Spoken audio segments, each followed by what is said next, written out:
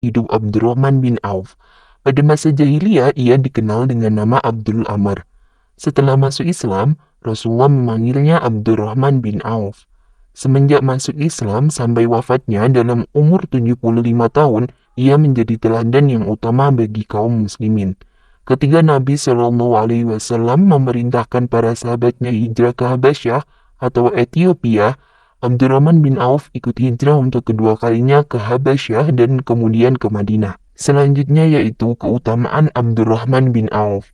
Abdurrahman bin Auf termasuk sahabat yang masuk Islam paling awal, yaitu urutan ke-8 dari sahabat yang masuk Islam paling awal. Abdurrahman bin Auf juga salah satu dari 6 orang yang ditunjuk oleh Umar bin Khattab untuk memilih khalifah sesudahnya. Beliau merupakan seorang mufti yang dipercaya oleh Rasulullah SAW untuk berfatwa di Madinah, walaupun Rasulullah SAW masih hidup. Abdurrahman bin Auf juga terlibat dalam Perang Badar dan juga Perang Uhud. Abdurrahman bin Auf juga pernah menyumbangkan separuh hartanya yang senilai 2.000 dinar. Beliau juga mempelopori Perang Tabuk dan menyumbangkan 200 ukiah emas. Beliau juga menyumbangkan seluruh barang yang dibawa oleh kafilah dagangnya kepada penduduk Madinah, serta menyantuni para pejuang Perang Badar. Selanjutnya yaitu teladan mengenai Abdurrahman bin Auf.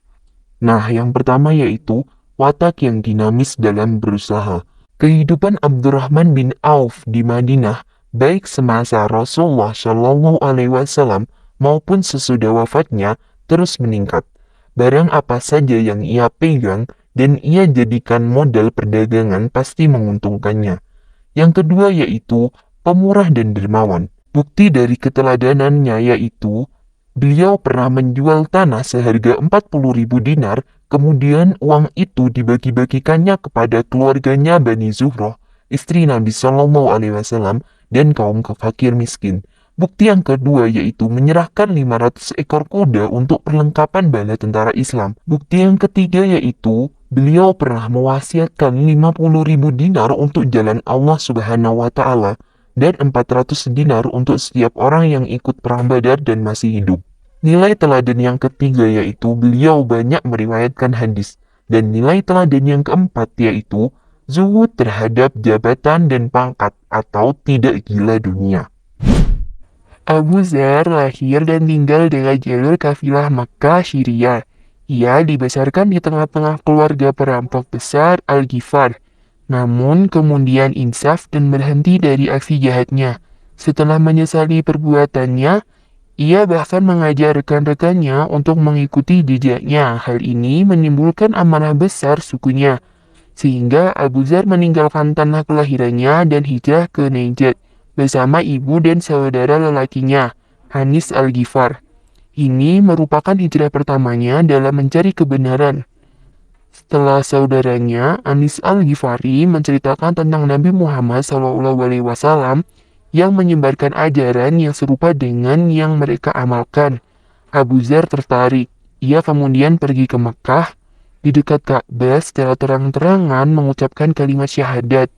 Meskipun hal ini menimbulkan ancaman dan penganiayaan dari kaum musyrik Mekah, setelah mengucapkan syahadat, ia disiksa hingga tubuhnya berlumuran darah.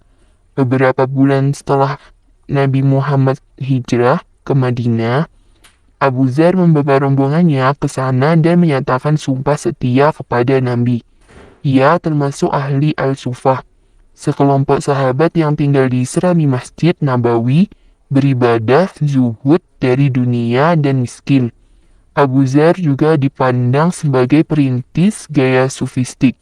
Selain itu, ia dikenal sebagai perawi hadis, meriwayatkan 281 hadis Nabi, diantaranya diriwayatkan oleh Al-Bukhari dan Muslim dalam kitab Sahih mereka. Abu Dzar wafat dalam kesendirian sesuai dengan prediksi Rasulullah dan diurus pemakamannya oleh sekelompok orang soleh dari Irak. Sebelum wafat, ia meminta agar tidak dikafani dengan kain yang dibeli dari upah pegawai pemerintah.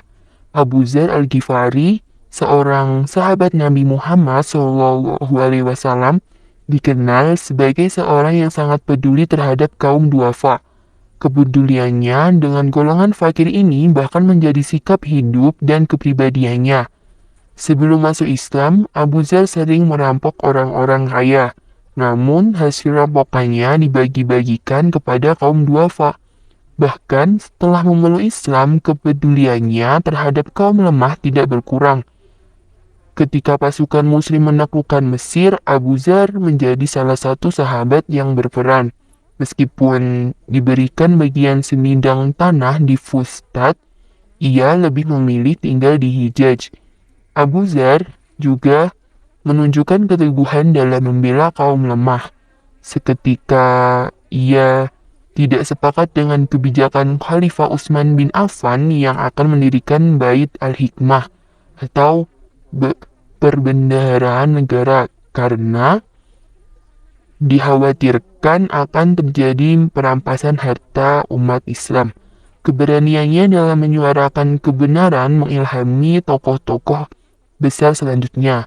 Rasulullah juga pernah memberikan 7 wasiat kepadanya, antara lain mencintai orang miskin, melihat orang yang lebih rendah dalam hal materi dan penghidupan, serta tidak meminta-minta.